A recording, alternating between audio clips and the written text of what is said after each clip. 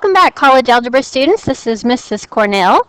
Let's get started right where we left off last time. We're working on our midterm review, and we've made it up to problem number 21. We're going to be focusing on manipulating functions in this section.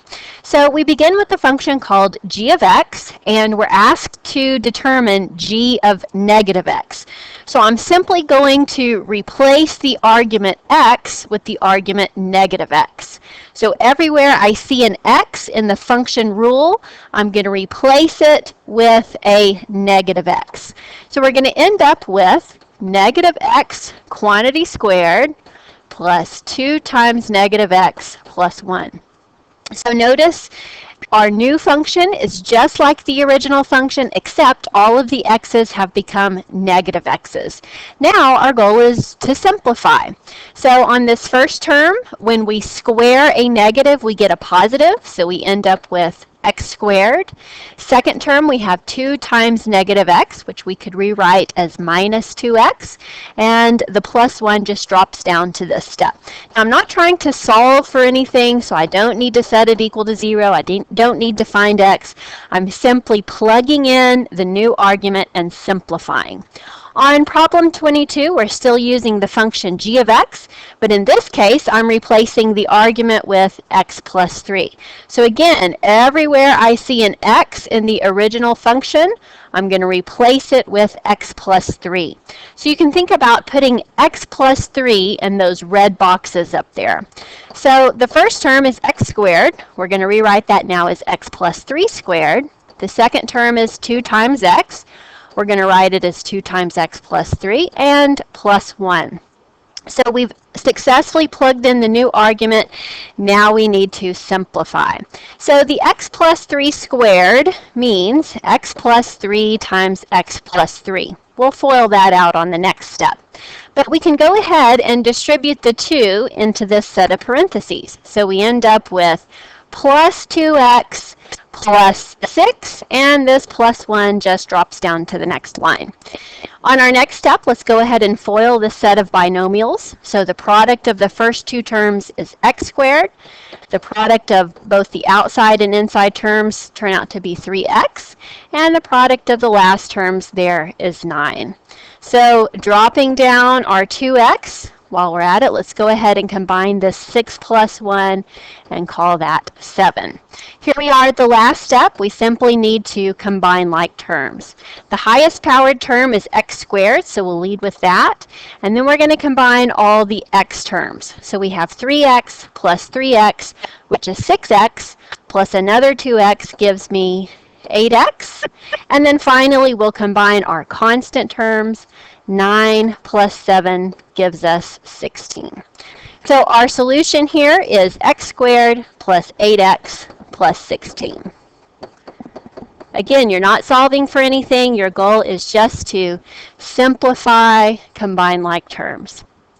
The last one, number 23, is probably easier than the other 2 that we were working because we're actually plugging in a number. So I'm changing the argument now to negative 5. So in the original function where I see those red boxes, I'm going to replace the x with negative 5. So we have negative 5 squared plus 2 times negative 5 plus 1. Negative 5 squared becomes positive 25. 2 times negative 5 is negative 10, and plus 1. So evaluating here, 25 minus 10 gives us 15, and then 15 plus 1 gives us 16. So the function value here is 16. Again, you can check that with your calculator to make sure your arithmetic is correct. Moving on to the next page, still focusing on functions. Number 24 says, determine if the following graph represents a function. Give the domain and range in interval notation. To determine if a graph represents the function, we can use the very easy vertical line test. If I can construct a vertical line anywhere on the graph that intersects in more than one spot, as does this one, then the graph does not represent a function. So this is not a function. It's a simple relation between 2 sets. We can describe the domain and range in interval notation. Remember, the domain is the x values from the leftmost to the rightmost point of the graph. So I'm going to locate the leftmost point on the graph and observe its x value. Its x value here is -3. So on the leftmost point of the graph, I have the x value -3. Now I'm going to attempt to find the rightmost point on the graph. Because of these arrows here, I know that this graph continues to the right indefinitely. So I can't find a highest x value or a rightmost x value. So we represent that as infinity. And remember, infinity gets a parenthesis. So the leftmost x value is -3. The rightmost x value approaches infinity. So our domain and interval notation is -3 to infinity. To find the range, we're going to change our mind. We're going to look at it from a different perspective. We're going to go from the lowest to the highest y value. So remember, domain is x, left to right. Range is y, lowest to highest. So again, I'm going to attempt to find the lowest point on the graph. I can see this part of the graph here is always decreasing, getting lower and lower and lower. So I'm not going to be able to find a lowest point. So we say the lowest y value symbolically is approaching -infinity. I'm going to try to find the highest point on this graph. This part's always rising and getting higher and higher. So the y values are always increasing. So we'll say the highest y value that we can find is infinity.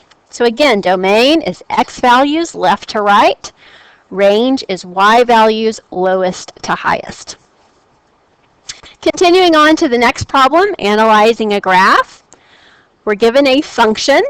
Notice it's not very clear on your worksheet, and I apologize for that, but we have a solid point here on the left side as opposed to an arrow over here on the right side. So this point on the left side is a terminal point, and on the right side that indicates that the graph continues with that pattern indefinitely. 25 says, determine the domain and range of the function in interval notation, and then find f of -1 and f of 4. Remember, the domain is asking for the x values from the leftmost point to the rightmost point. So clearly our leftmost point is this guy right here, and it has an x value of -2. So -2, notice that point is included on the graph, so we're going to use a bracket. The rightmost point, again, we have this arrow over here indicating that the graph is always in motion towards the right. So there is no rightmost point. We call that infinity. And infinity always gets a parenthesis in interval notation. The range is going to be the lowest y value to the highest y value. So I look at the graph and try to determine the lowest y value. And notice this part, this right end, is always decreasing, getting lower and lower. There is no lowest point, but we say the lowest range value there is -infinity. I'm going to find the highest point on the graph. Well, all of these guys tie for the highest point, but we can read their y value to see that the highest y value used on this graph is 1. So our range is -infinity to 1. Use a bracket with the 1 because it is obviously included on the graph. Next, we are to use this graph to determine f of -1 and f of 4. When I'm finding f of -1, I'm thinking when x equals -1, what is y? So I'm going to locate a point on the graph with an x value equal to 1. So here's x equal to 1. The corresponding point on the graph is right here. And I'm simply going to read the y value. The y value here is halfway between 0 and 1. Let's double check that. Oh, I goofed up. Hold on. Let me clean this up a bit. I went the wrong way, didn't I? I'm sorry. Let's look at -1. When x equals -1, here we go. Here's x equal to -1. Here's the corresponding point on the graph. Pick up the y value there, and it is equal to 1. Y'all keep me in line here. We got to make sure and get the right answers, right? All right, let's find f of 4. We're going to ask ourselves the question, when x equals 4 on the graph, what is y? So I'm going to look at the graph. I'm going to find x equal to 4. There it is right there. Read the corresponding point on the graph and observe its y value. Its y value in this case is -1. So f of 4 equals -1. Now just a tip here, we found out that f of -1 equals 1. Isn't that just a fancy way of writing the ordered pair -1, 1? Absolutely. Similarly, we found out that f of 4 equals -1. And again, that's a fancy way of writing the ordered pair location for the point 4, -1. So when you're evaluating a function from the graph, you're just deciphering those ordered pairs.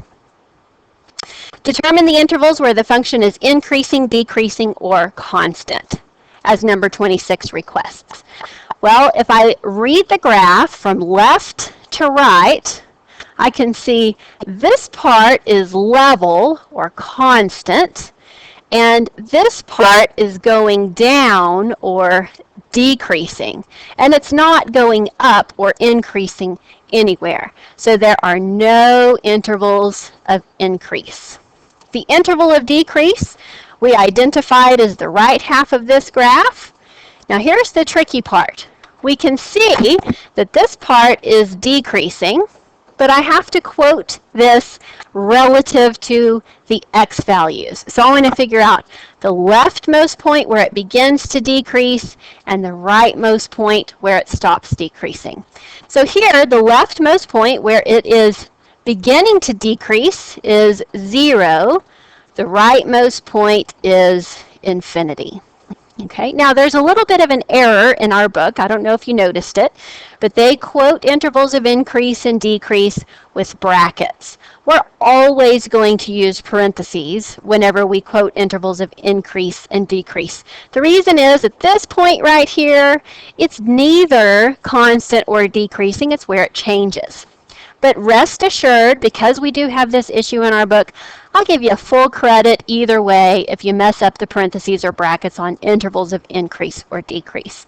Do, however, pay attention to the domain and range. Got to get the brackets and parentheses correct on that one. Next, where is this function constant? Well, it's constant where it's flat. So it is including this point here to this rightmost point right here. Now, this one's tricky because this point is actually included on the graph, and this point is where it changes from constant to decreasing. Again, I'm going to stick with the correct method of quoting intervals of increase and decrease and constant, and do so using all parentheses. You would see that published in your book with brackets. Just a little bit of an issue. It's not something that's going to mess up our understanding of this concept, though. So again, don't worry too much about notation with increasing, decreasing. If we were heading on to calculus, we'd have to be a little more careful about that. But this is our terminal math course, so no big deal on that one. Okay, so again, where did the -2 and 0 come from? Leftmost x value, where it starts being constant, to the rightmost x value where it stops being constant. The decreasing, where does it start decreasing? It starts decreasing at x equals 0 and then continues to the right to infinity. All right, that's a pretty good run. So let's take a break and we'll start with number 26 in the next video.